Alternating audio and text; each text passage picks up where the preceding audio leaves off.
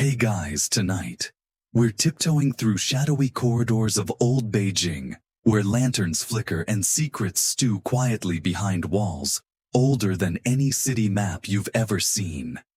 You're gliding almost weightless along a polished stone floor. The only sounds are your soft footfalls and the hush of distant wind brushing faded curtains. Here you catch the faintest aroma of ginger and sesame wafting from a kitchen you'll probably never find. You're heading somewhere important, or at least someone thought so, because you're dressed in the uniform of a court eunuch. Your robe is crisp but not especially warm, and you find yourself wondering if your slippers were always this squeaky. All around the air is thick with anticipation, as if every ancient brick is holding its breath, hoping not to be noticed by the Emperor's sharp-eyed guards. Welcome to the night shift at the very heart of Imperial China, a place where you could trip over a hidden recipe book or step straight into a 1,000-year-old kitchen mishap. The marble is cold underfoot, but the intrigue is warmer than any blanket. For the next while, your job is to wander the candlelit labyrinth of court life, witnessing how forgotten recipes and lost customs blend into the daily and nightly rituals of Beijing's most invisible residents. Here's your reality check. Unless you're very good at ducking responsibility and memorizing at least 7 different ways to cook millet, you probably won't survive this shift. But don't worry, you're only here to listen. So before you get comfortable, take a moment to like the video and subscribe, but only if you genuinely enjoy what I do here. It helps a lot more than you'd think. And let me know in the comments, where are you listening from? And what time is it there right now? I love seeing just how global and sleepy our little community has become. Now dim the lights, maybe turn on a fan for that soft background hum. And let's ease into tonight's journey together. You pause in the corridor. Somewhere water gurgles. The kitchen, you realize, never truly sleeps. Through a crack in a gilded door, you glimpse a eunuch hunched over a stone table, his hands moving with the slow certainty of someone who has chopped far too many turnips in one lifetime. Historians still argue whether this nightly kitchen activity counted as work or survival. There's definitely overlap. In a palace obsessed with appearances, everyone's expected to make things look effortless, even if it means reheating a soup for the 6th time, because the Emperor changed his mind. The air grows richer as you drift closer, picking up odd notes, a whiff of sweet bean paste, a whisper of something briny, a hint of char that might be fish, or... well, nobody asks too many questions after midnight. There's a story here, actually thousands of stories, but most are tucked between recipes. No one has copied for centuries, and you're one of the rare few who get to linger and listen. Don't let the palace grandeur fool you. This is a world built on endless repetition, private jokes, and a surprising fondness for pickled vegetables. Did you know that the most prized snack wasn't always dumplings or fancy cakes, but a dried fruit roll that tasted like sweet leather and doubled as a letter opener in a pinch? You let your hand trail along the cool wall, counting grooves in the stone. Behind you, a window rattles in the wind. Somewhere, someone is trying to perfect a dish from a recipe that was already old when Marco Polo passed through. Will they ever get it right? Will anyone even notice if they don't? That's the magic and the melancholy of this place. Meals come and go, but the night stretches on, as gentle and relentless as the stories you're about to wander through. You trudge forward, slippers whispering over stone, and soon you realize that you're not alone in these endless halls. No one ever is, not truly. There's always someone half awake, muttering through a late assignment, or on a quest for the last of the candied lotus seeds. Tonight, you're shadowing a particularly seasoned eunuch, the kind who walks the night shifts with the steady, resigned grace of someone who's seen every version of trouble that an imperial court can conjure. He keeps to the shadows, skirting past ornate screens and ducking beneath doorways painted with dragons that haven't snarled for centuries. You follow, feeling a strange kinship with this anonymous figure. After all, you both know what it's like to do a job that's invisible, unless something goes terribly noisily wrong. The night shift in the Forbidden City is a kind of slow-motion ballet, half ritual, half damage control. Your companion checks on the kitchens, of course, but also inspects lanterns, ensures the fish pond isn't flooding again, and tries not to think about what happened to the last guy who let the tea caddy go missing. Every duty comes with its own quiet pressure. If an Imperial spoon goes astray, there's paperwork. If a stray dog finds its way into the pantry, there's a week of sweeping and discreet apologies. You find yourself tiptoeing even more carefully, convinced that every creak of the floor might spark an incident report, or at least a stern lecture about upholding tradition. Historians still argue whether the court eunuchs' endless night work was mostly ceremonial, or whether these men and the occasional plucky child truly formed the backbone of palace security, cuisine, and gossip. The answer is probably yes to all of it, though. If you asked a eunuch himself, he'd likely just mutter about too many keys, not enough pockets. As you trail behind you, spot another odd detail. Many eunuchs quietly develop an encyclopedic knowledge of palace sounds. A dropped chopstick, the flutter of silk slippers, the suspicious pop of a fermenting jar. Every noise tells a story. Miss the wrong sound, and you might wind up with a kitchen full of escaped quails or an emperor in a very bad mood. There's something almost cozy about the regularity of it all, as if the sameness of each night is a secret comfort. At least until the odd disaster strikes, like the infamous incident with the escaped garden peacock, and the bowl of 5-flavor rice which turned into no-flavor rice after the peacock trampled the seasonings. Nobody wrote that down, but the joke still floats through the kitchens, retold whenever someone looks a little too confident with the spice rack. You pause with your mentor by a narrow window, gazing out into a courtyard painted silver by the moon. Somewhere far below, you hear the clang of a wok and the muffled squawk of a cook realizing they've burned another batch of Imperial dumplings. The older eunuch just sighs and shakes his head. If the emperor wants dumplings at midnight, he'll get them, he whispers. And you both know that's only half the story. What the emperor gets is a dish filtered through tired hands, half-forgotten recipes, and a lot of creative substitutions. Because the official recipe book is missing 3 pages, and nobody has the courage to ask where they went. Tonight you discover the secret truth: the palace doesn't really run on protocol or even fear. It runs on habit, on the little acts of quiet improvisation that keep the machinery humming. And perhaps on the endless inside jokes that everyone pretends not to remember. Like the one about the emergency kanji, which, if you believe the tales, once saved a prince's life, but gave the entire kitchen staff food poisoning for a week. Some say the real emergency was running out of pickled radish. You blink and time slides forward. The lamps are growing dimmer, your steps slower. There's a gentle rhythm to these midnight checks, and you realize that even here in the world's most secretive palace, sleepiness is the one law everyone obeys. Even if you do have to check the fish pond one last time just in case. As you follow your guide through yet another labyrinthine corridor, the reality of life as a court eunuch starts to crystallize. It's not simply about late-night patrols or the constant hunt for lost spoons. No, it's about how you ended up here in the first place, and what it means to walk this peculiar path. You try not to imagine the first day, the shock, the ache, and the tiny kernel of hope that maybe you'd someday find comfort inside the palace walls. Historians still argue whether families sent their sons to be eunuchs out of poverty, ambition, or pure desperation. Sometimes it was all 3 in equal measure. There's no polite way to gloss over the process.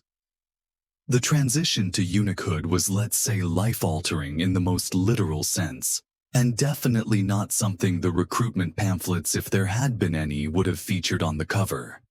If you survived, you were set for life, sort of. Set for life just meant a steady job, 2 meals a day, and the chance to glimpse the emperor's world from a cautious distance. The palace might look like a golden cage, but if your family was hungry, that cage was the best chance at survival. The practical side of recruitment was grim. You imagine a room filled with nervous boys, mothers wringing their hands, fathers calculating the payout, and the official physician checking paperwork with all the enthusiasm of a bored tax collector. Sometimes boys from rural villages would come willingly, their dreams filled with visions of silk robes and endless steamed buns. Other times it was less about dreams, and more about a neighbor's unpaid debt or a drought-stricken field. In the end, the result was always the same: a child walking through palace gates, leaving behind a name, a family, and sometimes even a hometown. You try to picture your first days in this strange new world. The other eunuchs are a peculiar blend of sympathetic and suspicious, always watching, always testing. There's a hierarchy to everything here, even among the supposedly powerless. Those who have lasted a decade or more guard their tiny privileges with the vigilance of palace hounds. A soft blanket here, a slightly better spot by the fire there. And then there's the paperwork, because of course even in Imperial China you can't escape paperwork. Registration, medical checks, even a list of food allergies. Though nobody actually believes in those, except the one eunuch who claims lotus seeds give him nightmares. Yet as you shuffle into your new routine, you discover odd little perks. Eunuchs are entrusted with palace secrets, with access to kitchens, libraries, and storerooms brimming with forbidden delicacies. There's a kind of camaraderie in sharing the emperor's leftovers, or smuggling a slice of honey cake to a homesick friend. You're expected to serve, but you're also invisible, a paradox that makes palace life both suffocating and oddly liberating. Some eunuchs are ambitious, vying for the emperor's attention with elaborate tea ceremonies or perfectly pressed robes. Others are content to coast along, keeping their heads down and their hands clean. Historians still debate whether eunuchs were the power behind the throne, or merely its most loyal servants. Either way, you quickly learn that survival depends on listening more than speaking, and knowing when to disappear into the woodwork. You develop a sixth sense for shifting moods, for recognizing when a noble is on the verge of a tantrum, or when the kitchen is about to erupt in chaos. There's also the persistent rumor that one particularly wily eunuch once disguised himself as a ghost to scare a drunken official out of the royal bathhouse. A story retold with increasing embellishment at every lantern-lit gathering. And while the palace is full of real dangers, disease, intrigue, and the ever-present threat of being blamed for someone else's mistake, it's these small rebellions and whispered jokes that keep you sane. You sigh, your footsteps echoing through another empty passage. Every tile, every gilded carving tells a story of someone who, like you, made the best of a strange fate. It's not a life you chose, not really. But here you are, finding your place in a world of old customs, midnight duties, and the faint hope that with enough luck and careful timing, you might just thrive. Now the corridor's chill gives way to the first warm breath of day. You slip through a narrow arch and find yourself in the palace kitchens just as dawn begins its slow crawl across the sky. Here everything is in motion, knives rhythmically tapping, flames dancing beneath heavy bronze cauldrons, and the kitchen air thick with fragrant steam. Even before the emperor stirs, the kitchen is an orchestra, each eunuch and servant playing their part, every note a necessary step in the creation of the imperial feast.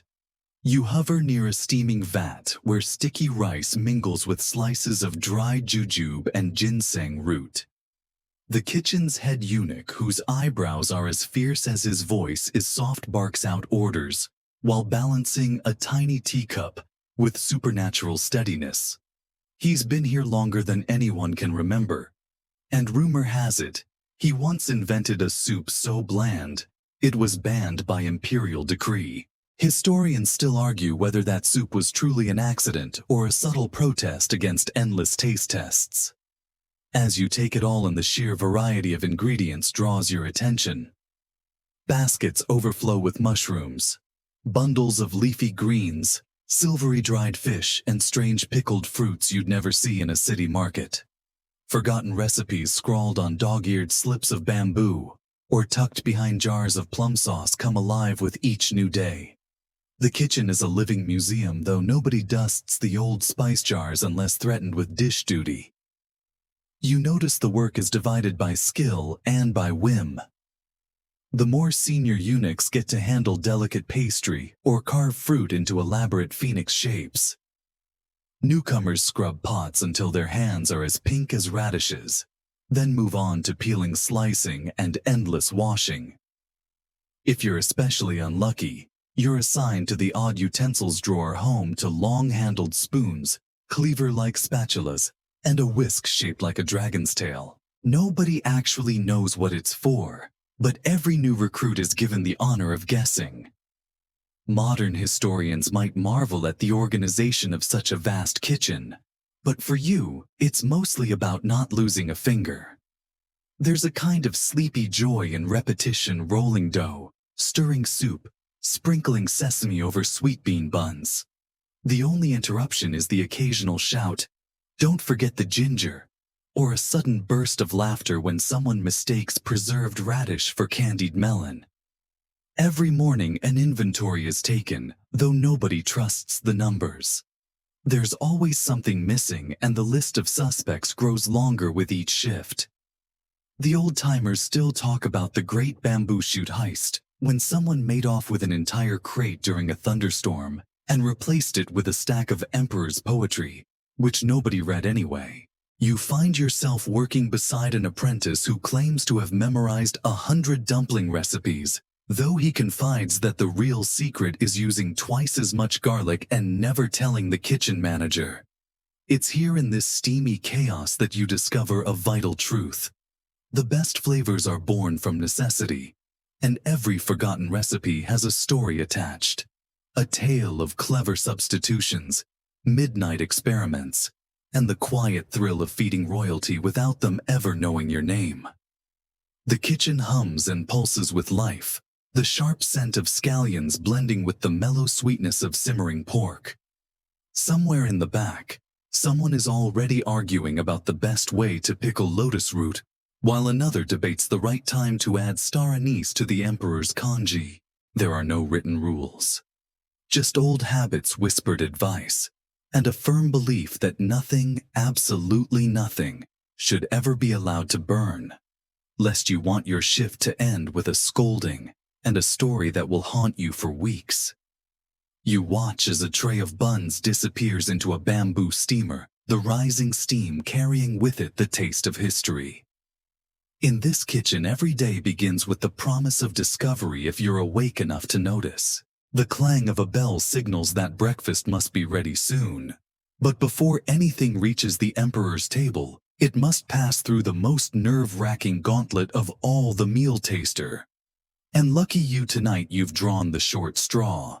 The post isn't as glamorous as the court poets make it sound. With a deep breath, you're handed a lacquered spoon and a bowl of what might be chicken broth or possibly special occasion stew. There's a fleck of something green bobbing at the top, could be a fresh herb, or based on last week's disaster, a stray button. Your job is to taste the food for poison, yes, but also to ensure it hasn't accidentally fermented, spoiled, or acquired any of the kitchen's more surprising flavors. You steel yourself and take a sip. Historians still argue whether food poisoning in the Forbidden City was mostly due to political enemies or simply poor refrigeration. Either way, being the meal taster is a gamble you never quite get used to. The flavor is odd. Hints of ginger and mushroom, a ghost of something fishy, and the undeniable aftertaste of panic. You try not to think about the infamous mystery broth incident when a new recruit accidentally used soap root instead of lotus root, sending half the servants racing for the garden outhouse. That recipe has since been forgotten, but the story lives on as a cautionary tale, and as the punchline of more than one after-dinner joke. You glance at the head eunuch who raises a questioning eyebrow. You give the smallest of nods. It's edible, possibly even tasty, if you like a hint of danger in your diet. With your approval, the dish moves on to the next checkpoint, the royal table, where even the emperor has no idea how close he came to culinary disaster. The palace runs on nerves and ritual, and this is perhaps the most nerve-wracking one of all.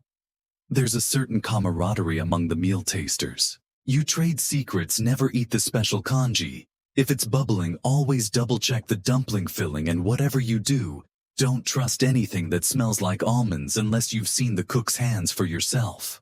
One old-timer insists that a certain soup should always be eaten with a lucky coin in your pocket, and he's survived long enough for you to take him seriously. Sometimes you're required to taste things that defy all explanation. One day it's duck tongue simmered in rosewater. The next, it's a gelatinous cube that supposedly contains 3 medicinal roots and a whisper of sea breeze. Nobody knows where that recipe came from, but it's rumored to have been the emperor's thinking food. Good for deep contemplation, or more likely for avoiding actual work.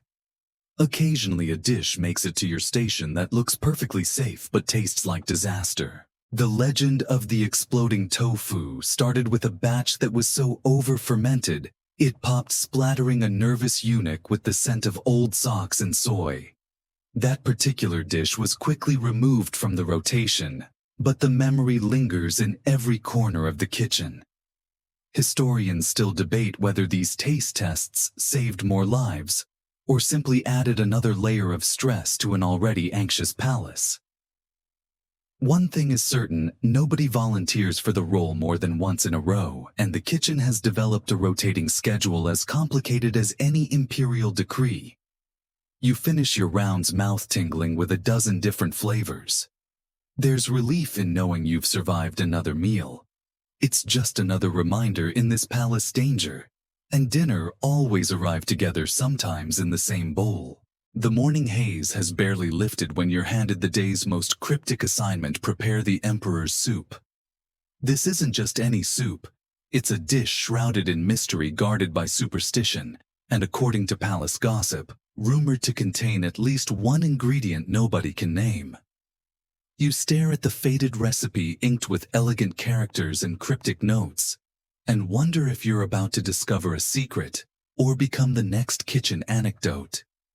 First, there's the broth, simmered from chicken bones so old and seasoned that you suspect they've outlived several generations of chefs. Then comes a parade of strange ingredients: slivers of dried sea cucumber, a single dried scallop, a handful of golden goji berries, and something that looks suspiciously like a pebble, but is, you're told, venerated root. Into the pot they go, each one steeped in meaning and caution. Historians still argue whether these obscure additions were medicinal, symbolic, or simply a clever way to use up leftovers before the next inspection. With each careful addition you recall stories of kitchen superstition. There's a rule that you must always stir the soup clockwise, counterclockwise, and you risk inviting bad luck, or worse, a visit from the Imperial inspector. Nobody dares challenge this tradition, except for the one cook who once stirred backwards, only to discover his slippers mysteriously glued to the floor the next morning. Whether it was sabotage or an elaborate prank, no one can say, but now everyone watches the direction of the ladle, as if their lives depend on it. A bowl of the emperor's soup is more than a meal, it's a test. The final garnish, a delicate sprinkle of chrysanthemum petals, is applied with trembling hands. You pause, remembering the legend of the eunuch who sneezed at the wrong moment and sent petals flying into a candied duck dish. To this day, no one is sure if the emperor even noticed, but the kitchen tells the story every autumn as a warning to allergy sufferers. You inhale the aroma, a gentle blend of sweet and savory, with undertones of herbs you can't quite identify. It's oddly comforting, but you can't shake the suspicion that something vital is missing. Some recipes, after all, have been so secretive that only fragments survive, passed down by word of mouth and scribbled notes hidden in sauce-stained sleeves. The kitchen has a whole archive of almost complete recipes, an entire shelf devoted to dishes that were famous once, but have since lost their final ingredient to history. Occasionally, a new cook will claim to have rediscovered the missing flavor by accident. One memorable day, someone dropped a preserved plum into the soup instead of a mushroom and accidentally created a sweet and sour masterpiece. Of course, the emperor immediately declared it his favorite for this week only, and the original recipe was forgotten yet again.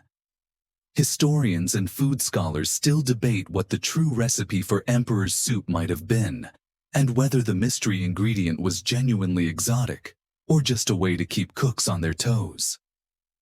Some propose it was ginseng, others whisper it was a rare flower from the Imperial gardens, and a few joke it was whatever was about to spoil. There's never a definitive answer, just more stories to fold into the endless tapestry of palace lore.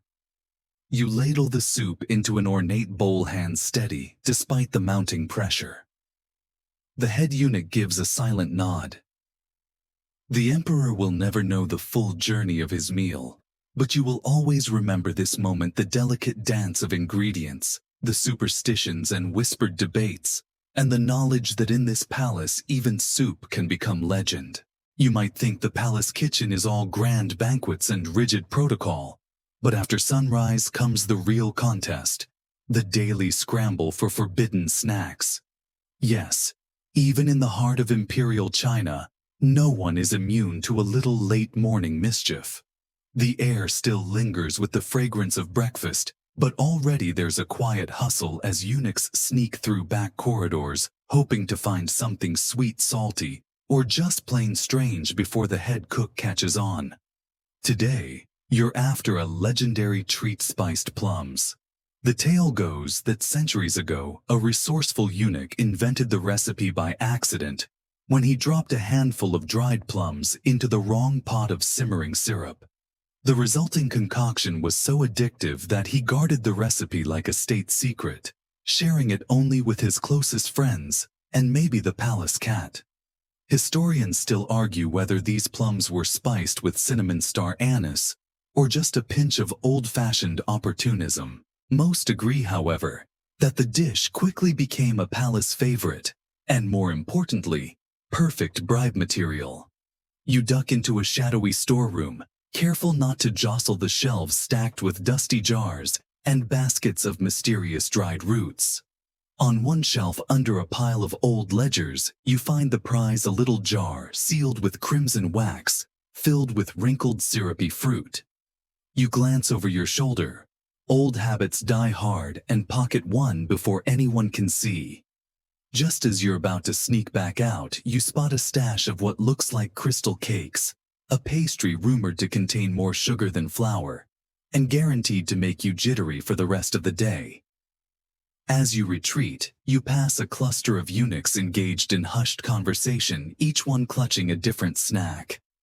There are brittle sesame candy, slivers of preserved ginger, and the ever-popular jade jelly, a wobbly dessert whose main ingredient is still up for debate. Sometimes it's mung bean, sometimes rice flour, and once disastrously someone tried spinach, resulting in what became known as the green brick incident. The kitchen still laughs about it as long as the head cook isn't listening.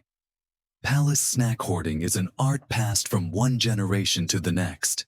There are secret codes for hiding treats, loose floorboards, hollow bamboo tubes, even a cookie vault concealed behind a screen of faded calligraphy. You soon learn that the best treats vanish by midday, so you have to be quick and discreet.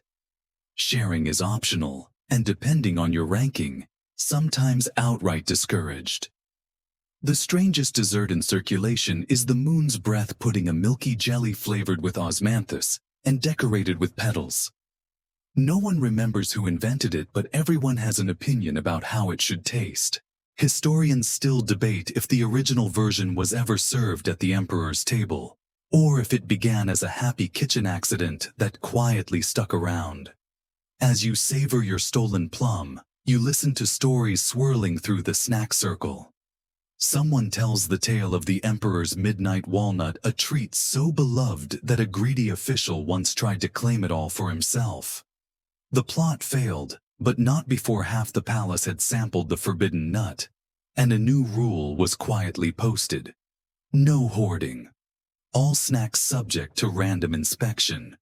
You laugh, the sticky sweetness lingering on your tongue, and realize that even in the most controlled environments, a little rebellion always finds a way. The emperor might command armies and decree the fate of nations, but he'll never quite control what goes missing from the kitchens. As you rejoin the hustle and settle in for your next task, you remind yourself to always check the back shelves and to keep a spare treat tucked away for later.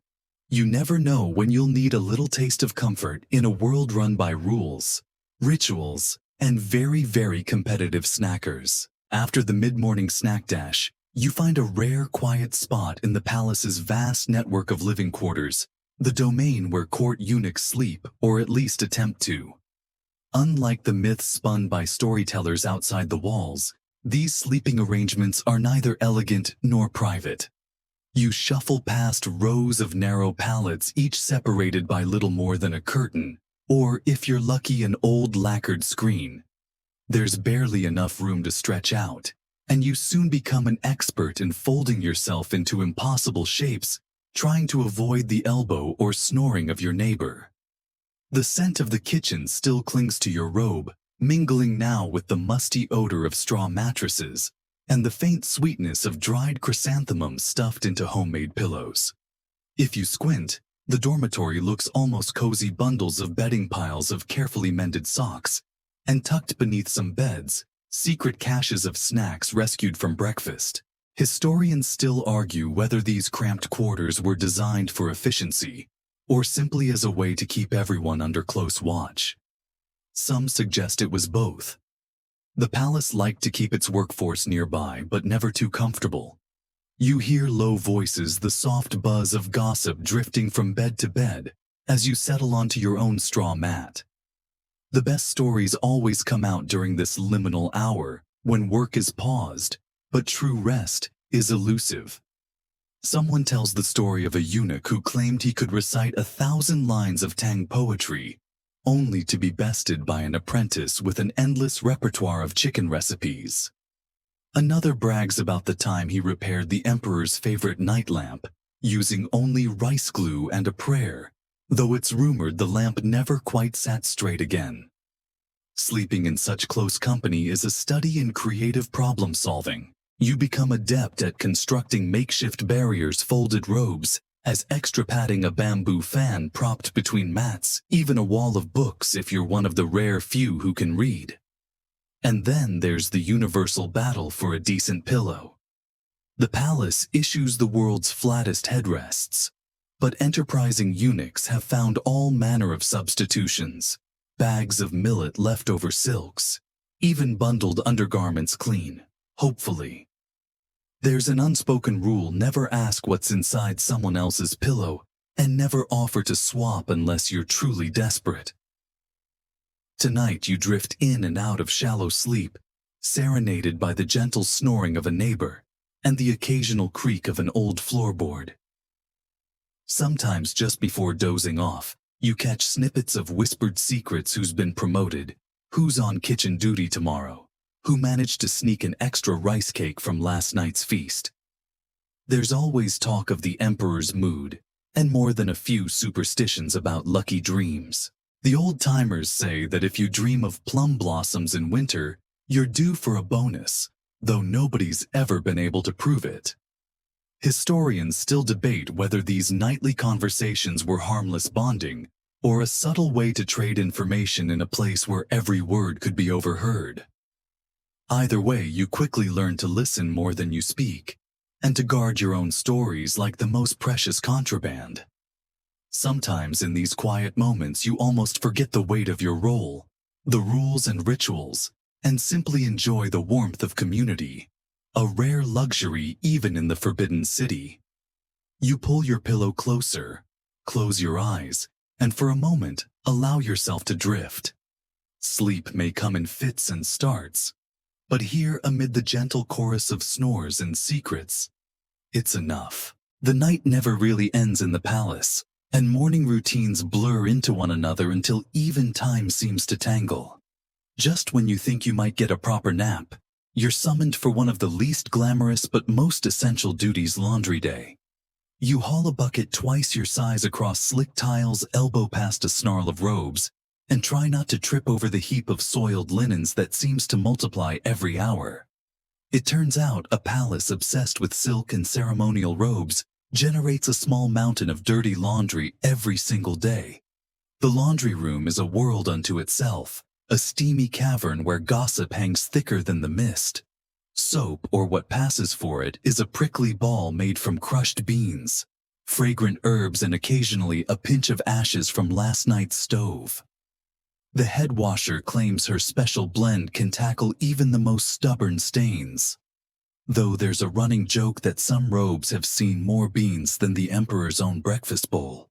Historians still argue whether the palace ever imported real soap from foreign merchants, or if everyone just pretended to enjoy the homegrown version to avoid extra paperwork. You plunge your hands into lukewarm water and start scrubbing, the repetitive motions oddly soothing after a sleepless night. Nearby, a pair of eunuchs swap stories. One claims to have discovered a wine stain shaped like a rabbit, while another swears his robe turned blue after a run-in with an experimental indigo dye. It's not all misfortune. The laundry is also a prime spot for swapping rumors, bartering for treats, or simply catching up on the day's news. Someone whispers about a kitchen mishap. Last week's exploding tofu strikes again, while another speculates about a possible promotion for the night's best soup taster. Laundry day is where scandals start and sometimes end. You overhear tales of an unlucky eunuch who once ruined an imperial banner and had to spend a month composing apology poems. Then there's the legend of the phantom robe, a garment that vanished mid-wash, and some say still floats through the halls on windy nights. Most likely, it was just lost to the chaos of laundry day, but that hasn't stopped people from blaming every missing sock on the mischievous ghost. You wring out a robe, arms aching as a fresh wave of water sloshes onto your slippers. Someone nearby starts humming an old tune, and soon the rhythm of washing is set to a chorus of sleepy voices and the gentle clink of wooden basins. You can't help but smile. In a palace defined by strict hierarchy, the laundry room is the great equalizer. Everyone, no matter how important, eventually gets their turn with a washboard. Historians still debate whether the gossip exchanged in these steamy corners ever influenced real court politics. Did a rumor overheard at the laundry buckets help topple a rival or win favor for an overlooked servant? There's no written record, but you wouldn't bet against it. Information, after all, is the most valuable thing in the palace, even more than a robe without mysterious blue stains. As the piles finally begin to shrink, you rescue your own robe from the last rinse and give it a hopeful shake. It's cleaner, if not exactly spotless, and smells faintly of chrysanthemum and a little bit of last night's garlic. You sling it over your shoulder, grateful for a few quiet minutes before the next round of palace madness begins. You pause at the laundry door, listening to the fading hum of voices and the steady drip-drip of clean water, and realize here, in the simple act of washing, you've found one of the palace's rarest luxuries, a moment of peace. You wander out from the laundry robe, still damp and clinging awkwardly to your shoulders, and make your way toward one of the palace's most picturesque yet deceptive spaces, the hidden garden. From the outside, it's the stuff of scroll paintings, arched bridges crossing moonlit ponds, willow branches trailing in the breeze, and peonies blooming so extravagantly you'd swear they were painted onto the air itself. But you, like every eunuch in the Forbidden City, know the truth. This so-called sanctuary is less a place for relaxation and more a never-ending list of chores. Your first task is sweeping the garden paths, a meditative duty, if not for the fact that palace officials seem to time their surprise inspections to the very moment you pause to rub your aching feet. The gravel crunches underfoot as you guide your battered broom in careful arcs, collecting fallen petals and leaves. There's a special knack to sweeping here. Avoid the koi pond, one wrong move and you're soaked for the day. And watch for slippery moss that's claimed more than one unsuspecting apprentice. Historians still argue whether the gardens were truly designed for beauty, or simply as a clever way to keep servants busy and out of mischief. As you work, the garden reveals its less glamorous secrets. There's the compost heap hidden behind a row of meticulously pruned shrubs, a favorite haunt of palace cats, and allegedly the most effective cure for a sluggish batch of imperial roses. The stone benches so admired by visiting dignitaries are actually prime gossip spots, where eunuchs trade stories and keep a wary eye out for wandering officials. Today, you catch a snippet about the last time someone borrowed a handful of lotus seeds from the garden for a late-night snack and ended up with double kitchen duty for a week. You pass under an arched trellis draped with morning glories, remembering the old superstition, touch a blue flower before breakfast, and you'll have good luck all day. Of course, the palace is filled with such sayings, each more dubious than the last. There's even an ongoing debate about whether the garden's most famous peach tree was planted for good fortune, imperial digestion, or because someone simply liked the color. But the real heart of the garden's work is in tending the tiny plots of rare herbs and vegetables. You kneel beside rows of sprouting chives and squat cabbages, careful not to disturb the labels scribbled by past generations, most of them faded to near illegibility. You pull weeds, water the roots, and pause now and then to swat at a persistent fly. Sometimes you wonder if anyone outside the palace even realizes how much labor hides behind this carefully orchestrated beauty. The emperor may stroll the garden in the cool evening admiring the blossoms, but it's you and your fellow eunuchs who keep it all from becoming a tangle of weeds and hungry rabbits. Today, as you gather up stray peony petals, you spot a tiny clay amulet half buried near the oldest stone lantern. You dust it off and tuck it into your pocket, a small secret treasure to show your friends in the sleeping quarters tonight. It's these little discoveries, as much as the grand ceremonies, that stitch palace life together. Historians still debate whether the gardens truly offered rest for their caretakers, or whether the work was a subtle form of discipline wrapped in flowers. One thing is certain: when the sun glints off the pond and the wind carries the faintest scent of peonies and old incense, it's almost possible to forget that this is just another part of the job. You stand, stretch your aching back, and allow yourself a small smile. The garden may not be a true haven, but at least for a few minutes you can pretend. You slip away from the garden shoes dusted with grit and petals, only to find yourself drawn to one of the liveliest corners of palace life, the gossip hub. In a world of rigid protocol and constant surveillance, information is a currency, and nowhere does it flow more freely than through the court eunuchs' whisper networks. You wander past a cluster of low benches near the kitchen, where a handful of familiar faces huddle together, their voices soft but eager, always on the edge of a suppressed giggle or a nervous glance over the shoulder. This is where the real stories are traded: who burned the emperor's congee, who's in trouble for using too much sesame oil, and which apprentice managed to sneak an extra nap in the linen closet. It's not just idle chatter either. The fate of an entire kitchen shift can hinge on the right tidbit of news, and the best gossips command the respect and bribes of their peers. Historians still argue whether these whisper networks undermined authority or served as the palace's hidden nervous system, passing warnings, advice, and coded jokes faster than any official messenger. You find yourself drawn into the circle, drawn by the magnetic pull of secrets and a shared need to let off steam. Someone recounts the saga of the sneezing incident, when a eunuch's well-timed sneeze during a royal ceremony set off a chain reaction of confusion and frantic reorganization.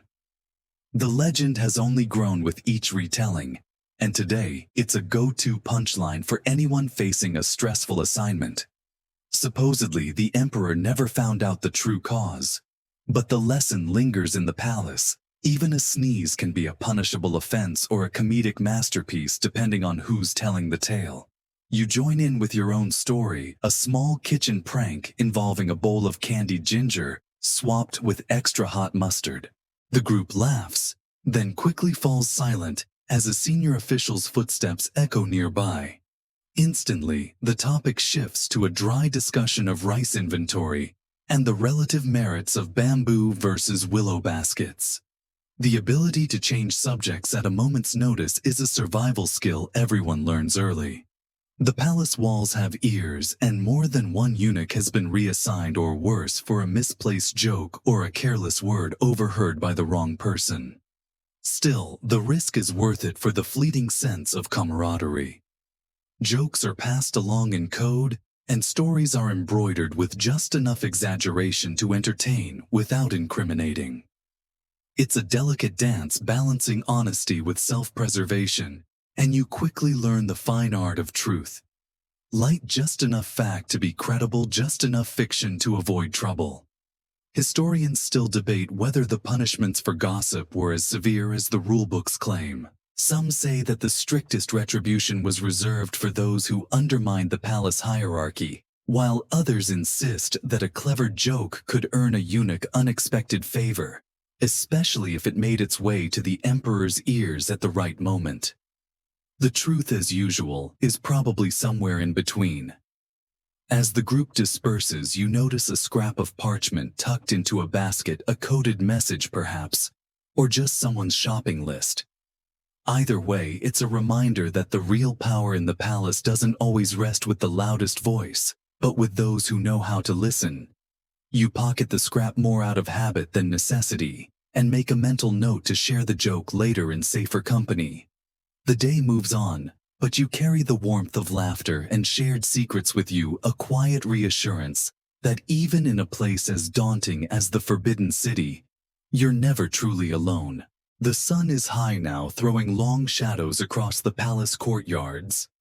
And your latest task is one that never makes it into the history books, a humble but perilous quest for the day's shopping.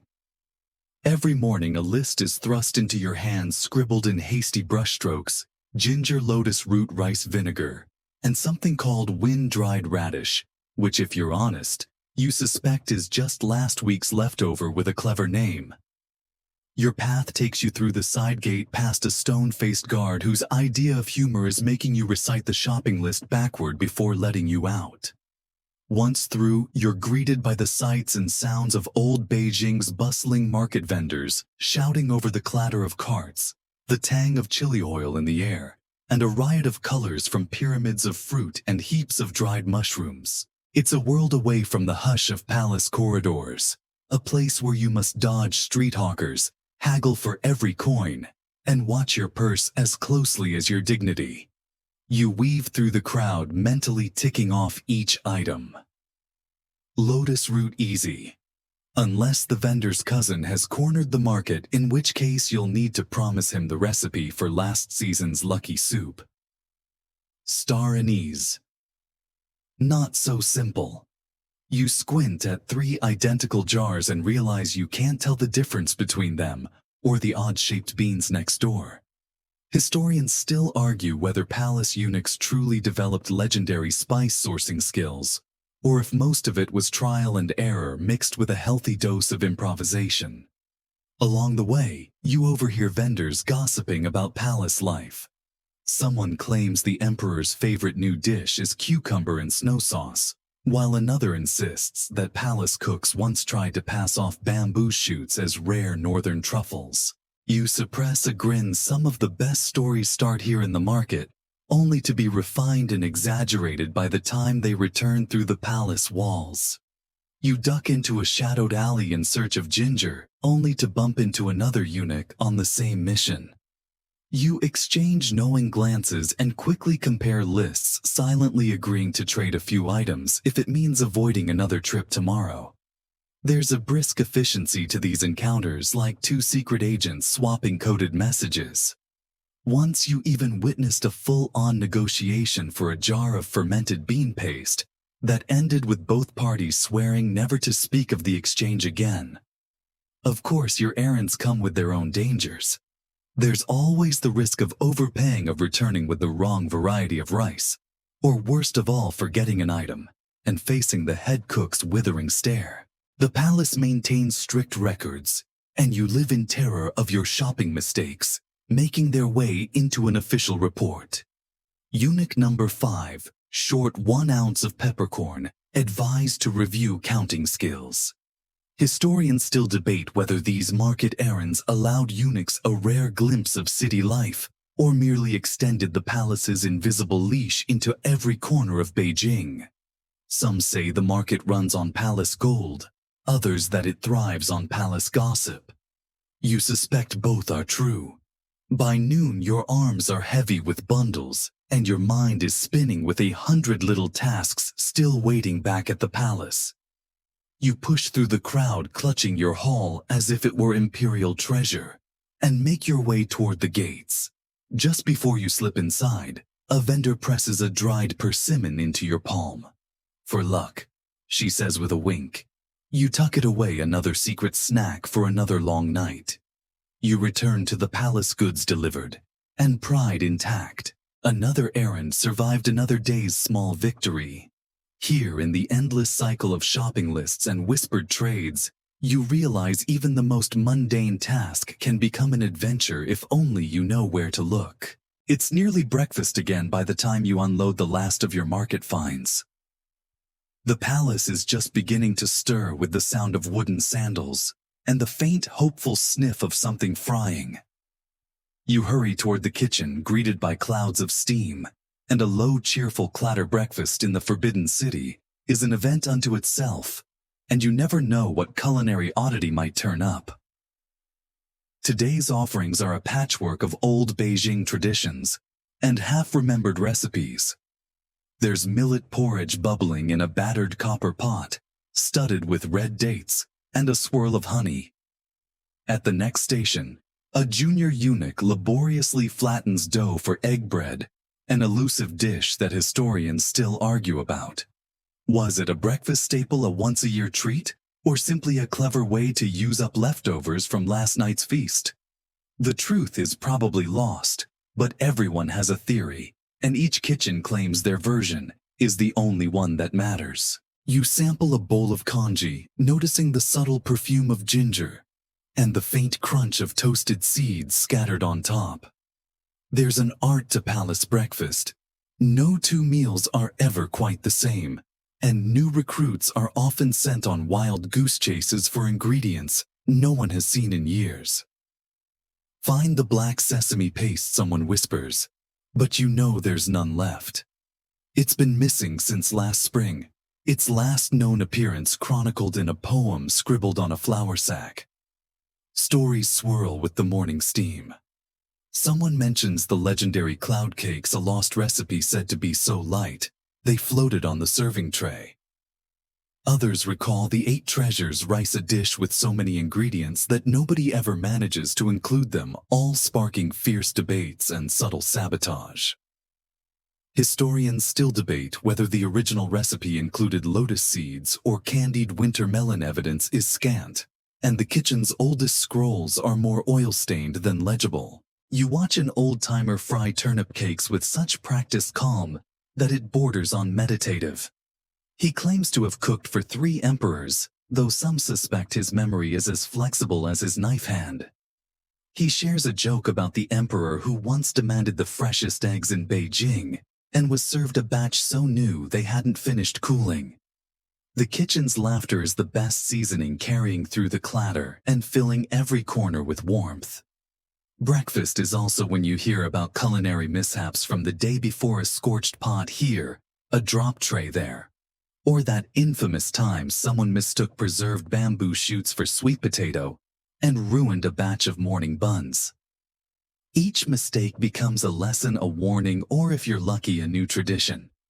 There's pride in inventiveness. Necessity is the mother of forgotten recipes after all. Sometimes a visiting dignitary brings their own breakfast traditions, and the kitchen must scramble to recreate dishes based on vague descriptions and wild guesses. Add more sugar, someone says, while another suggests, use more lard always impresses the Southerners. Historians still argue whether these adaptations enriched palace cuisine or just muddied the flavors. The debate, like the congee, is never truly settled. You finally sit for a moment with your own breakfast, a bowl of millet, a slice of egg bread, and tucked at the bottom, the lucky persimmon you received in the market. It's not grand, but it's honest.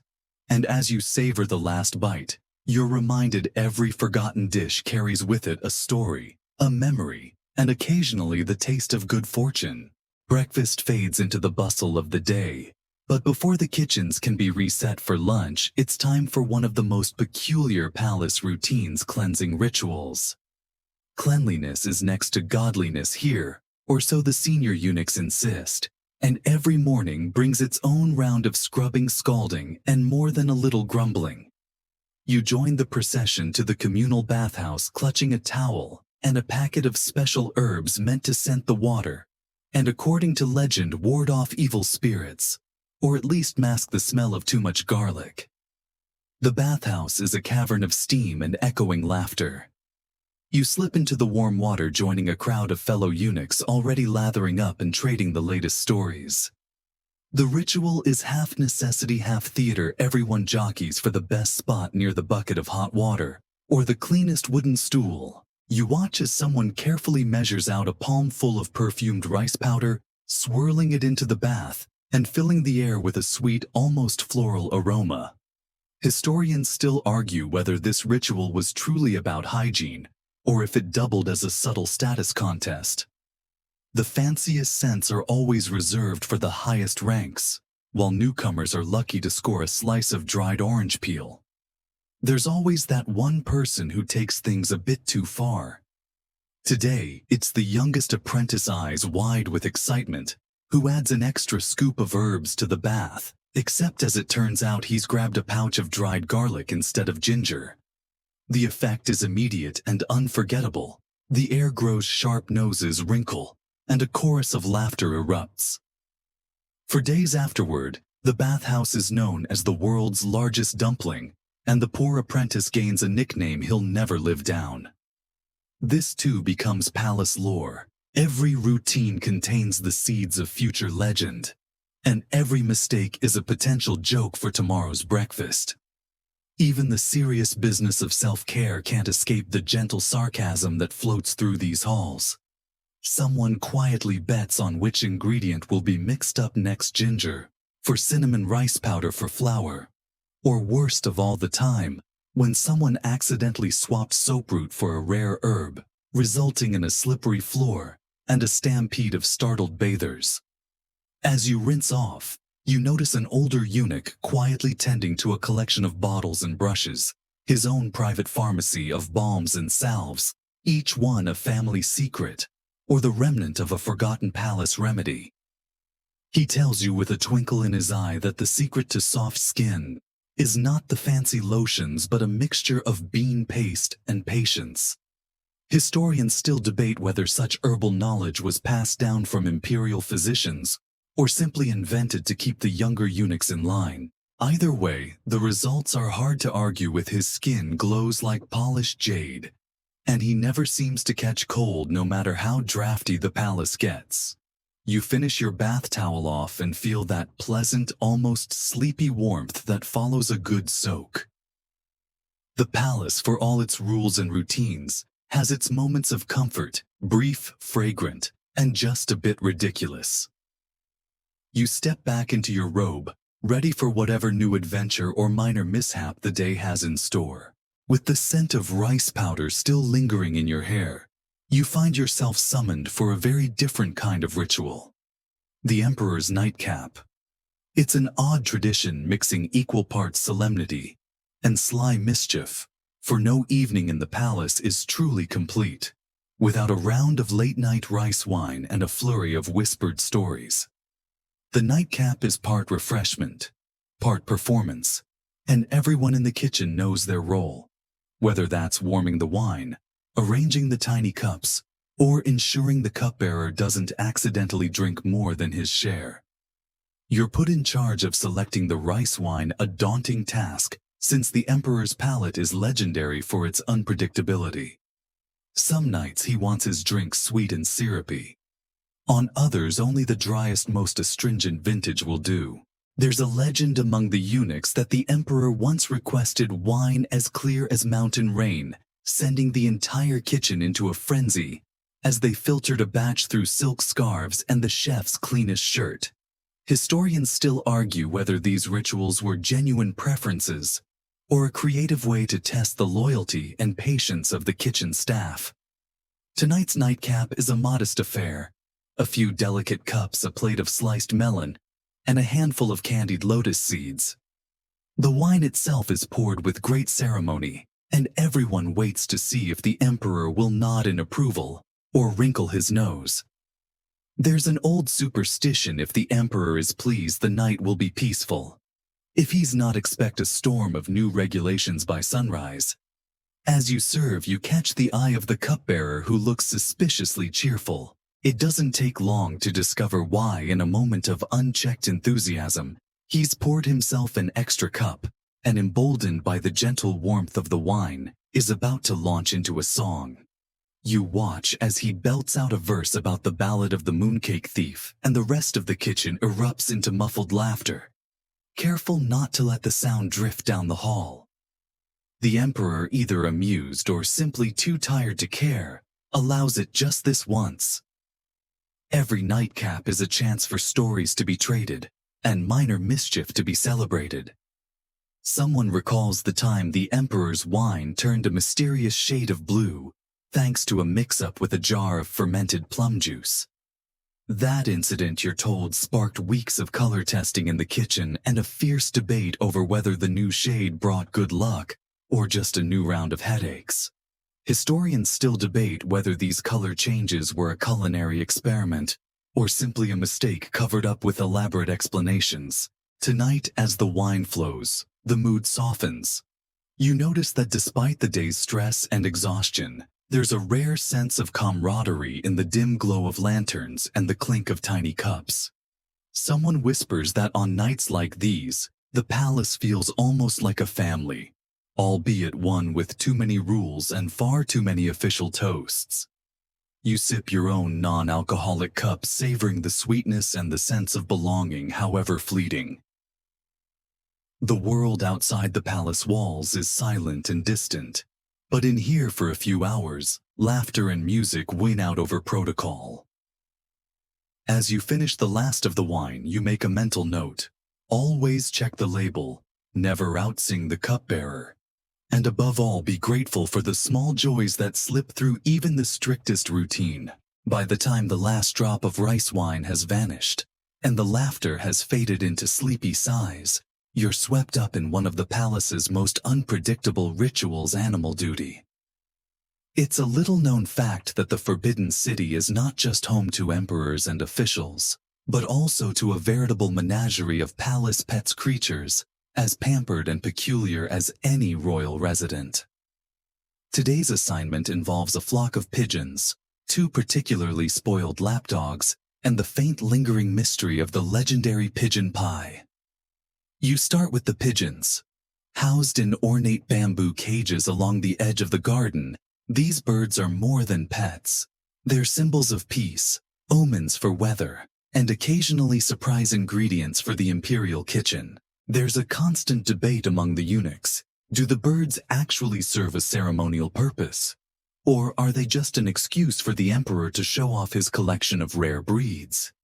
Historians still argue whether a certain emperor once tried to train the birds to carry secret messages, or if they were mostly kept around for the prospect of a perfectly tender pigeon pie. Feeding time is an adventure in itself. The birds coo and flutter, pecking greedily at handfuls of rice and minced greens.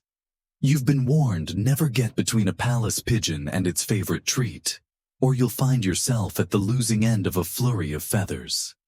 As you clean out the cages, you overhear an older eunuch recounting the saga of the Great Pigeon, escape an incident where half the flock was found roosting on the emperor's private study, and the other half suspiciously missing just before a feast. No one ever admitted to baking the now legendary Moon Festival pie, but everyone has their suspicions.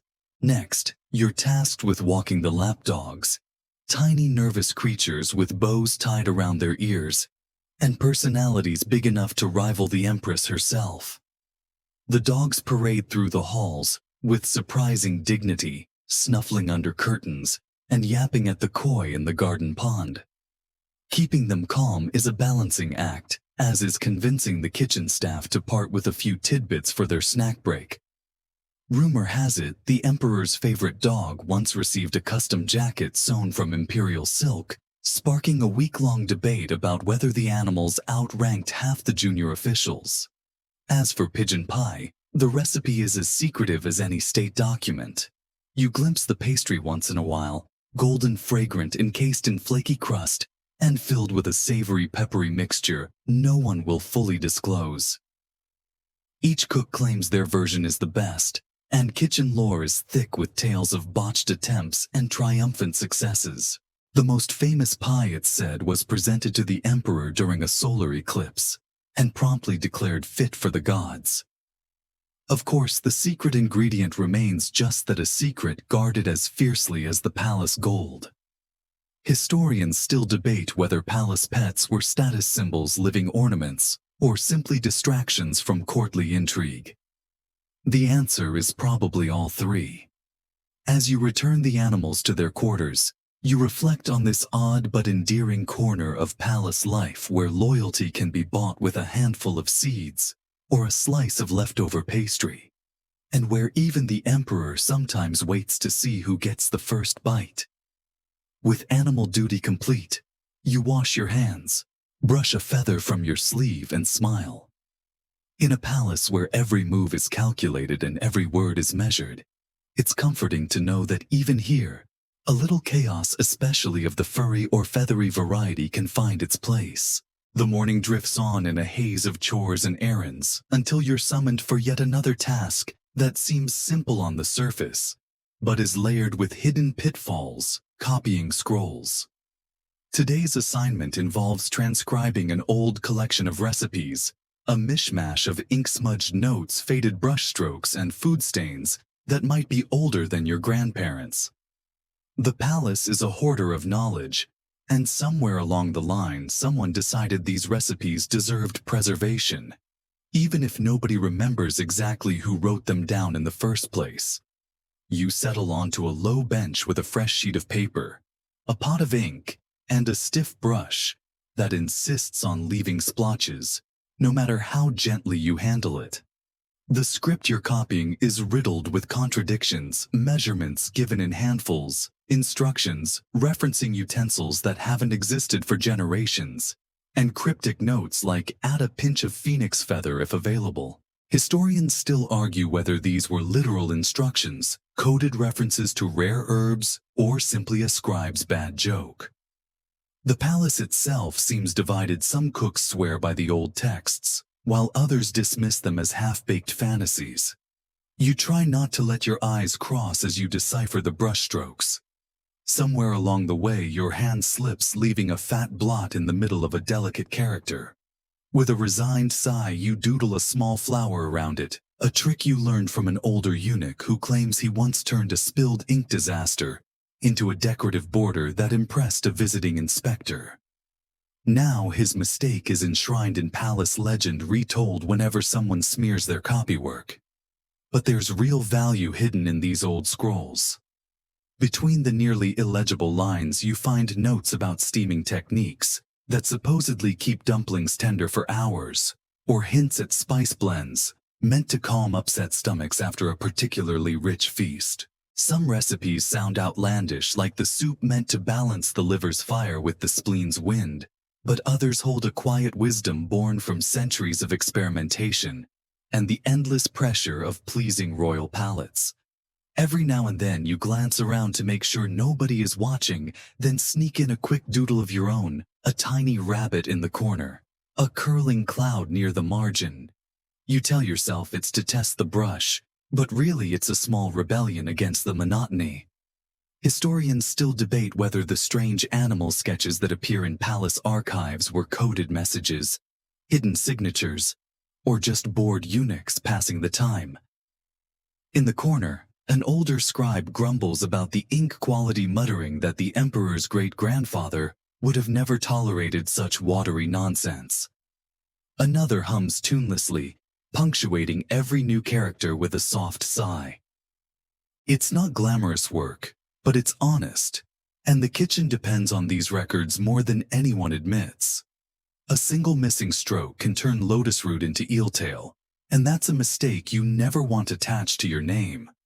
By the time you finish your sheet, the light has shifted and your back aches. You hand over the scroll, resisting the urge to keep it for yourself, a tiny piece of palace history that in some small way carries your mark. As you rise, you catch the glint of the older scribe's approving nod. In a place obsessed with perfection, even small acts of patience earn quiet respect. And somewhere in the archives, tucked between centuries of culinary experiments and faded ink drawings, a part of you will remain silent, hidden, but forever woven into the palace's tangled tapestry. The day edges toward evening, and with it comes the looming threat of a thunderstorm. You can feel it in the air, a thick, heavy stillness punctuated by distant rumbles that make the lanterns flicker. The kitchen is in overdrive, the clatter of ladles and the hiss of steam echoing through corridors as everyone scrambles to prepare the evening feast before the storm hits. There's an old superstition among palace staff that serving a meal during a thunderstorm invites bad luck, or worse, draws the attention of restless spirits who roam the halls looking for unguarded dumplings. You're sent to check the storage rooms, ensuring the jars of vinegar and vats of soy sauce are sealed tight. The last time lightning struck near the palace wall, a half-open jar of fish sauce spilled across the floor, creating a stench so potent it took weeks of scrubbing to erase. Historians still argue whether that incident truly caused a shift in imperial dining habits, with one scholar insisting it led directly to the emperor banning fermented mackerel for the rest of his reign. Most palace insiders simply remember the smell. Outside, the first fat drops of rain spatter the stone walkways, and you hurry back to the kitchen. The cooks are lighting extra candles and adjusting the dampers on the giant stoves, the glow casting strange shadows across the walls. Someone starts humming a folk tune about thunder gods, hungry for rice cakes, and you can't help but chuckle. Every palace kitchen has its storm stories, most of them half nonsense but comforting in their way. Tonight's feast is a tricky one. Delicate dumplings stuffed with minced duck, a fragrant fish soup requiring precise timing, and a series of pickled side dishes that must be arranged just so on lacquered trays. The head cook mutters instructions while watching the sky through a tiny window, as if willing the storm to pass. You glance over his shoulder, noting the faint blue flicker of lightning, and whisper a quick prayer that the ovens don't sputter out mid-batch. Suddenly, a crack of thunder rattles the windows, and someone lets out a startled yelp, nearly dropping a tray of steaming buns. The tension breaks into nervous laughter, and one of the older cooks starts telling the story of a banquet decades ago, when lightning struck so close, it knocked over the emperor's favorite teapot. Some say the pot was cursed. Others insist the emperor simply got tired of tea that night and demanded wine instead. Historians still debate whether the incident was an omen or an accident, but either way, the pot was quietly replaced by morning. The feast goes on despite the storm, each dish carried carefully through rain-dampened corridors to the imperial dining room. You trail behind the last server, cradling a bowl of sweet lotus seed porridge.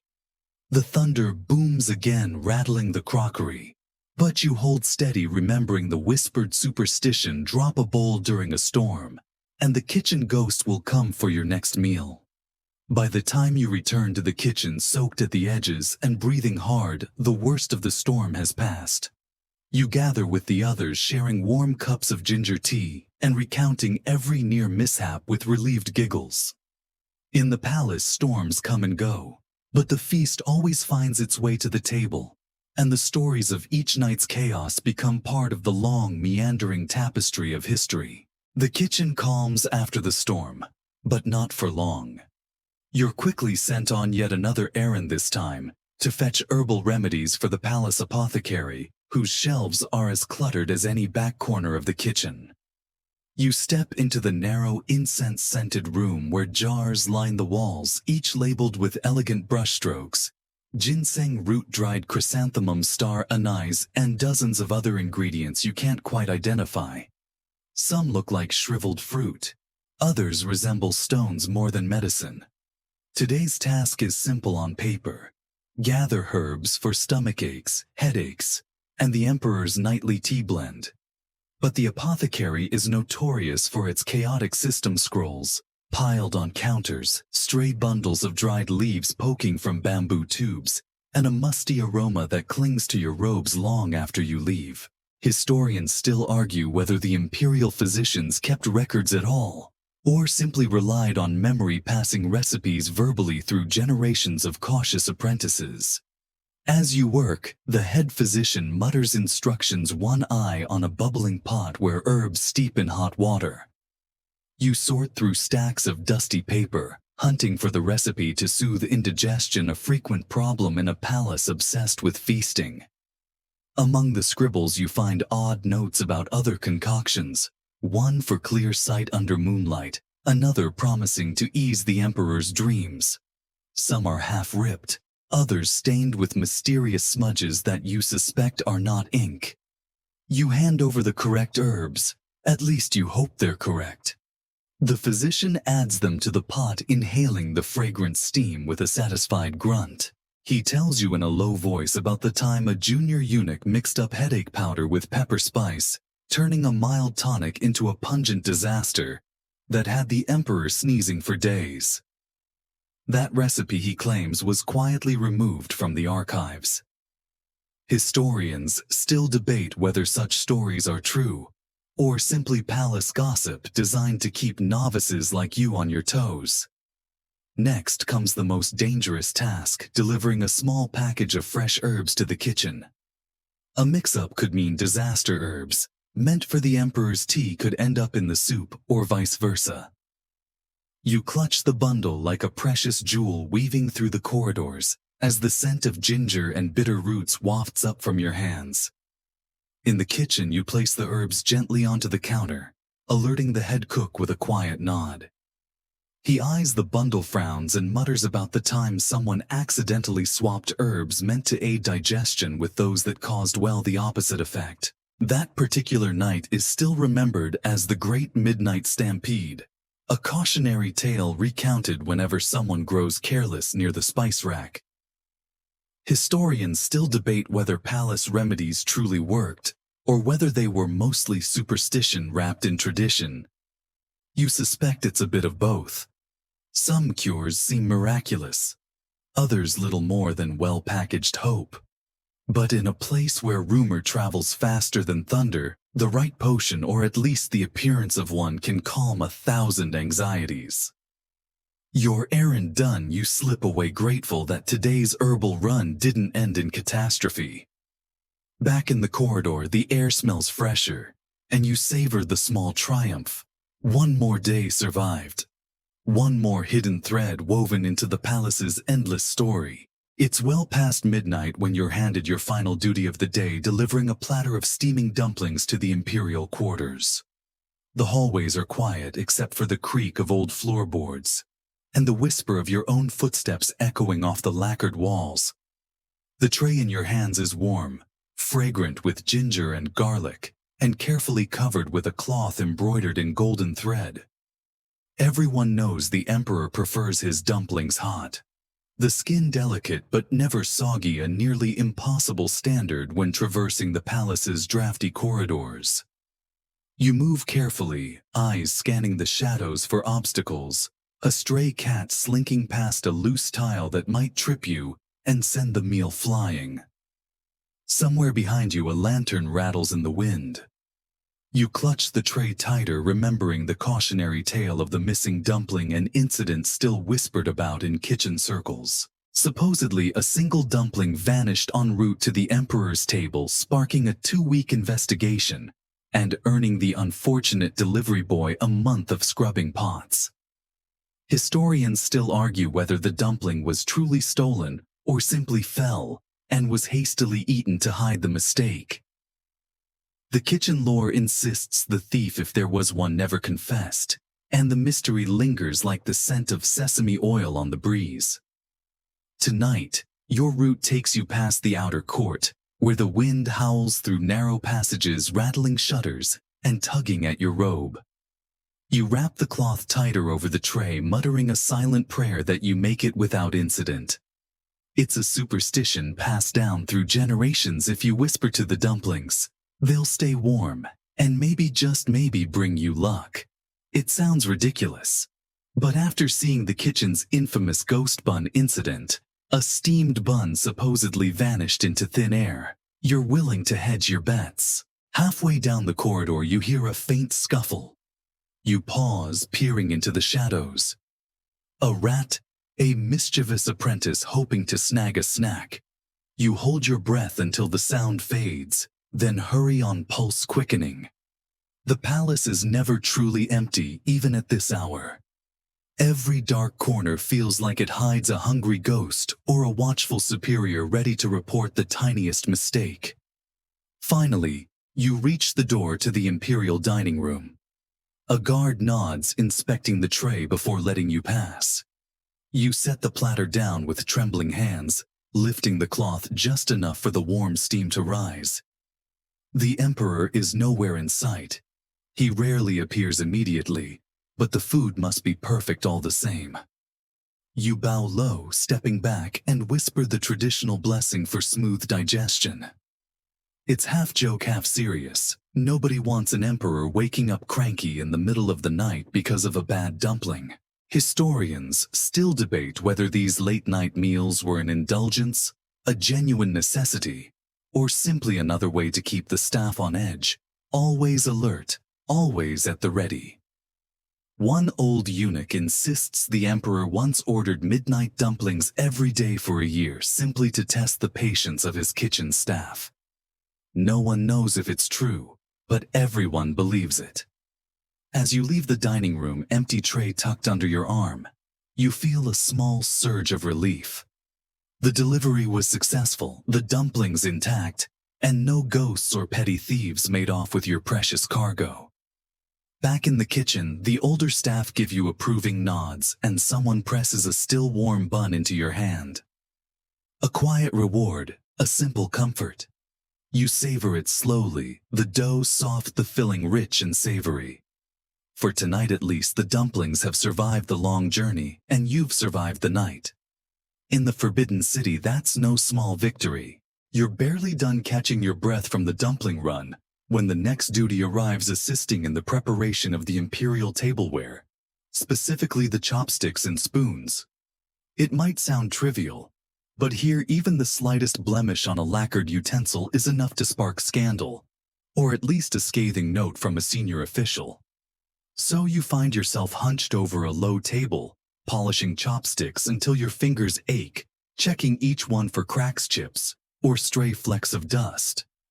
Historians still argue whether palace etiquette manuals exaggerated the importance of these small details, or if the fuss truly reflected an emperor's whims. The older eunuchs insist that one particularly superstitious ruler once ordered all chopsticks replaced simply because he spotted a faint hairline crack, interpreted of course as an omen of betrayal in the court. That story has become legend, told in hushed voices while working through the tedious task of utensil inspection. You examine each pair under the dim glow of a lantern, buffing them with a scrap of silk. Some are black lacquer with delicate mother-of-pearl inlays, others carved from rare sandalwood that leaves your hands faintly fragrant. The spoons, rounded and shallow, are polished until they reflect your tired face back at you. Even the faintest scratch could be seen as an insult to the emperor's status, so you check and recheck, eyes stinging from lack of sleep. Amidst the monotony, someone nearby quietly recounts the infamous lacquer prank when a mischievous apprentice switched a set of chopsticks with ones coated in sticky resin. The victim, a boastful court official, ended up with chopsticks stuck to his sleeves and a reputation that never quite recovered. Historians still debate whether the prank was an inside joke gone wrong or a calculated act of revenge.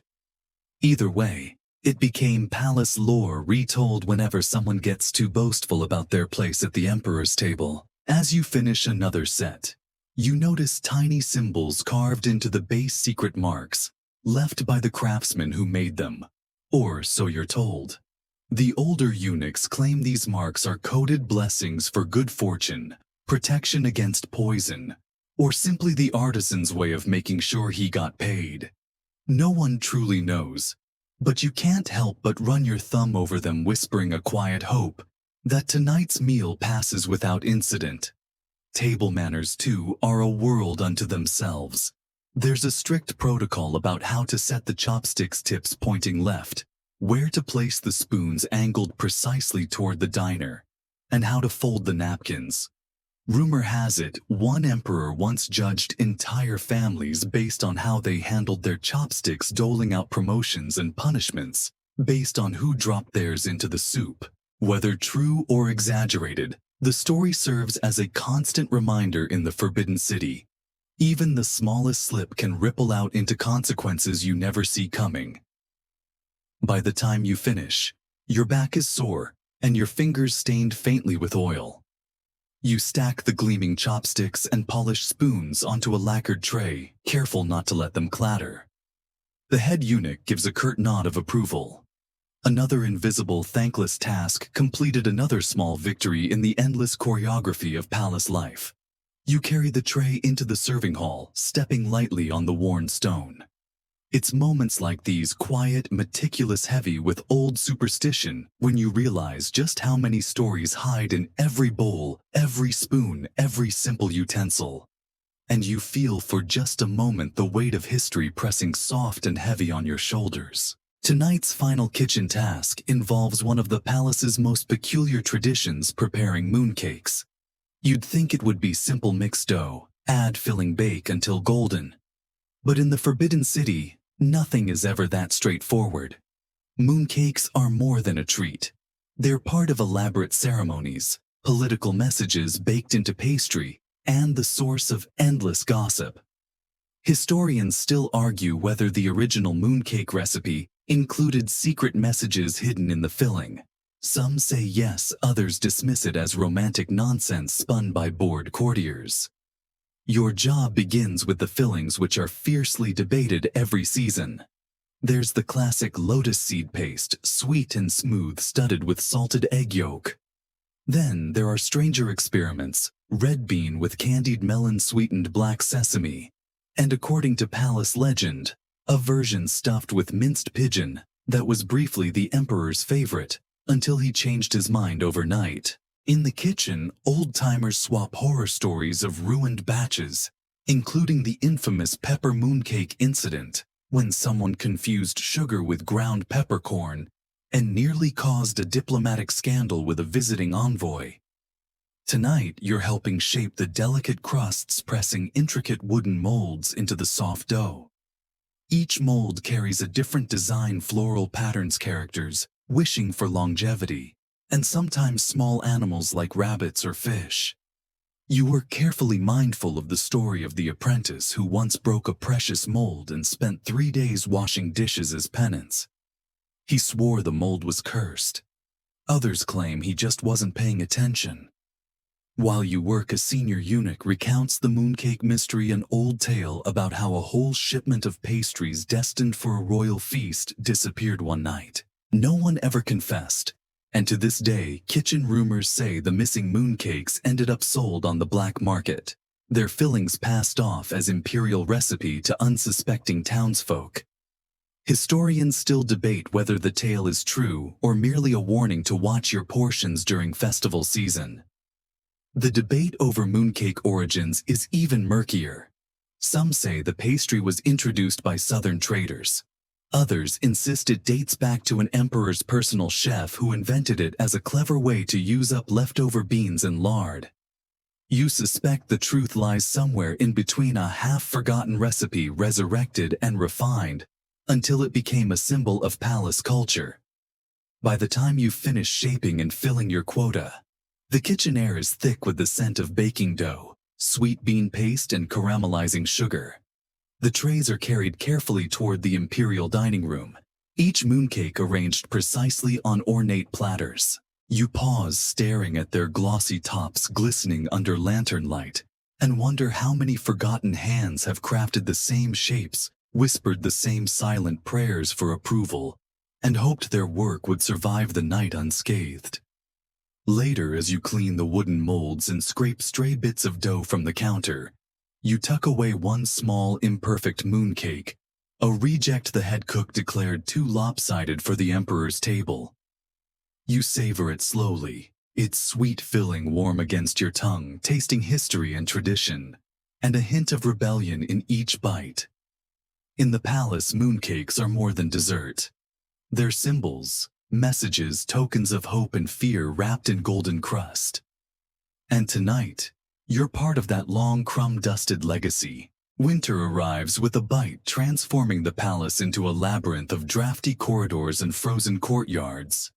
You wake before dawn, breath misting in the frigid air, fingers stiff as you tug on your robe. In the kitchens, frost rims the windows and the stone floors numb your bare feet. But there's no time to shiver. Today's task is helping with the winter feast, a tradition as old as the palace itself, demanding patience, precision, and a tolerance for near-constant cold. Your first job is washing and chopping vegetables, hands plunged into icy water that quickly reddens your skin. Even the older eunuchs, stoic and practiced, complain about frozen fingertips and aching backs. Someone recalls the infamous winter of decades past, when the palace ran out of firewood, and the entire kitchen staff huddled around one sputtering brazier, using leftover dumpling steam for warmth. Historians still argue whether the emperor ever knew about their suffering, or if the chefs managed to deliver flawless dishes while nearly freezing to death. You help set giant pots on roaring stoves, steam rising in clouds that fog the windows, and fill the kitchen with the mingled scents of cabbage, ginger, and braised pork. Today's highlight is snow porridge, a winter dish that combines glutinous rice, shaved winter radish, and a hint of sweet bean paste. The dish is said to warm the body and soothe weary spirits, though some insist it's simply an excuse to stretch scarce ingredients in the harshest season. There's debate over the exact recipe. One cook swears the secret is soaking the rice overnight. Another insists the trick is adding a pinch of star anise to offset the radish's bitterness. Meanwhile, an apprentice nearly trips carrying a pot of simmering broth, earning a chorus of laughter and a gentle scolding. Palace kitchens, despite their strict hierarchies, have moments of rough camaraderie, especially when everyone is united against the biting cold.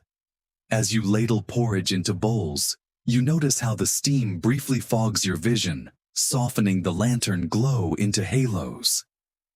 The head cook hums an old tune, one that speaks of winter plum blossoms and resilience in the face of frost. Historians still debate whether the song was once performed at imperial banquets, or is just a kitchen lullaby passed down through generations of tired hands. Later, you help carry trays of food through the halls, careful not to slip on the icy stones. The snow outside muffles every sound, making the palace feel strangely hushed. The usual clatter of daytime life softened into quiet breathing and the whisper of wind. It's in moments like this, balancing a steaming pot of porridge, that you realize the palace is a living thing. Breathing, waiting, enduring each season with the same stubborn grace you see in your fellow workers' frost-reddened faces. You return to the kitchen with empty bowls and a faint smile. The hardest part of winter is always the beginning. By the end, you'll barely notice the cold, too busy with chores and stories to care. For now, you warm your hands by the stove, savoring the fleeting comfort and listening to the older cooks bicker gently about the proper way to slice winter radish. In the palace, survival is an art. And on days like this, you're quietly proud of the part you play. Winter lingers, but the pace of palace life never slows. Tonight, your task is more delicate than cooking or cleaning, tending to the older eunuchs as they huddle around the kitchen's low brazier, swapping stories and half-forgotten recipes from decades past. These men have seen countless emperors, survived endless shifts, and carry memories thick with detail, though you quickly learn to take every tale with a grain of salt. One begins recounting a dish he claims was once the emperor's favorite, a steamed bun filled with minced pheasant and tiny slices of ginger so perfectly balanced that even the palace critics had no complaints. Another interrupts, insisting the true imperial favorite was a slow-cooked soup made with lotus root pork and a secret blend of herbs known only to one long-dead chef. Historians still debate whether these forgotten recipes were real or just embellishments to pass the long nights. But in the warmth of the kitchen, nobody seems to care. As they reminisce, you help pour tea into battered cups, gently encouraging the stories along. Sometimes they argue, their memories contradicting each other, and sometimes they laugh together, finishing each other's sentences with sly grins. They speak of old friends, old mistakes, the strange customs of retired court officials, and how much the palace has and hasn't changed. One older eunuch talks about retiring to the countryside, dreaming of planting cabbages and never again seeing another tray of dumplings. Another, more cynical, swears he'll never leave, certain that the world outside is harsher than any imperial kitchen. You listen, nodding, absorbing their quiet mix of hope and resignation. Some of them cling to old scrolls, recipe fragments they guard like treasure, determined to one day recreate a dish nobody remembers, or maybe never existed at all. Historians still argue whether these so-called retirement tales reflect reality or wishful thinking. The palace, after all, is notorious for pulling people back in, binding them with duty, habit, and the faint glow of past glories. But for tonight at least, the old men allow themselves the luxury of imagining another life, one without polished tiles, endless chores, or midnight summons for tea. You watch their faces soften in the lantern light.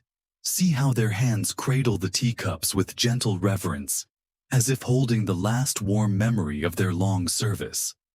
The brazier crackles softly, casting shadows that dance along the stone walls.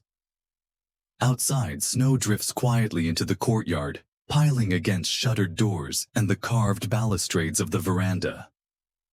Eventually, the conversation trails off into drowsy silence. One by one, the old eunuchs drift into a light doze, heads resting on folded arms, breath slow and even. You tend the fire, adjusting coals, keeping the warmth steady. The kitchen is hushed now, the only sounds the pop of embers and the faint sigh of wind through the eaves. You find a corner to rest, cup of lukewarm tea in hand, eyes heavy.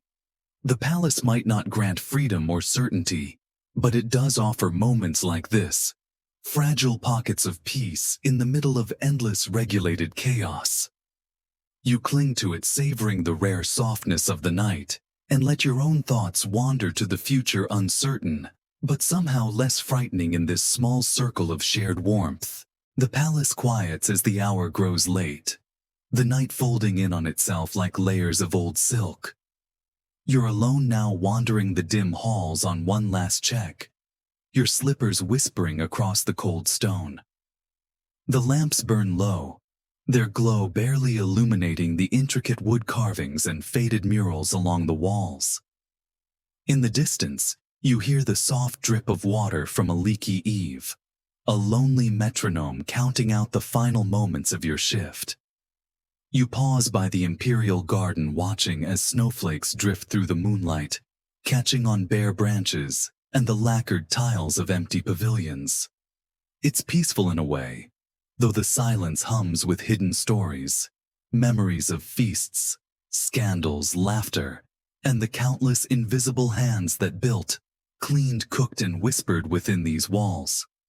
Historians still argue whether the court eunuchs truly shaped the fate of dynasties, or simply bore witness, silent and tireless, to history unfolding around them. Standing here, you suspect the truth is both. Your feet take you past familiar places, the laundry room now dark and still, where soap bubbles once carried gossip across buckets of rinse water. The kitchen where faint heat still lingers from the night's final pot of congee. The small dormitory where your fellow eunuchs breathe softly in their restless sleep.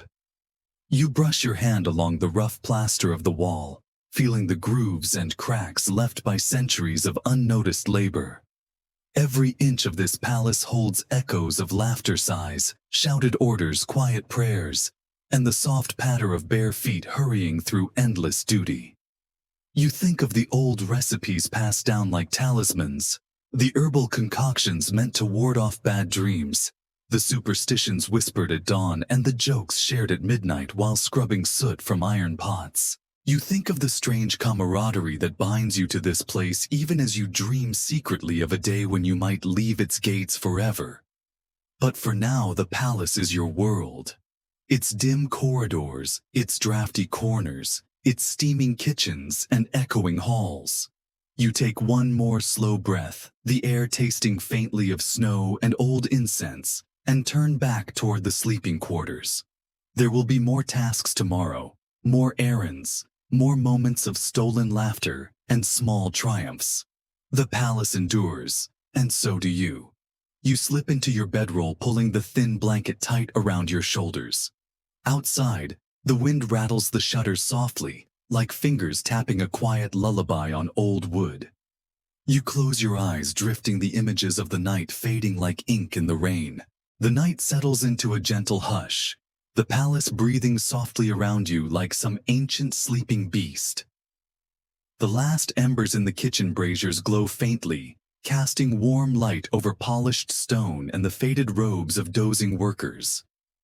You pull your blanket tighter, feeling the slow, even rhythm of your own breath, and let your eyes drift half shut, watching shadows dance across the ceiling. Outside, snow continues to fall, covering the rooftops and gardens in a soft, pale blanket. The wind has stilled, leaving the world muted and tender, like an old lullaby whispered across endless courtyards. Every creak in the beams above sounds less like a threat now, and more like a quiet reminder that you are safe here, tucked among the worn floor mats, the fading lantern light and the gentle, steady pulse of life continuing behind thick palace walls. Your thoughts grow slow and dreamy, images blending one into the next. A tray of warm dumplings, the flutter of pigeons in the courtyard, the soft steam rising from an early morning pot of rice. The memories swirl like mist, each detail stretching and softening, fading at the edges until there is only the warmth of your blanket and the sweet hush of sleep pressing at your eyelids.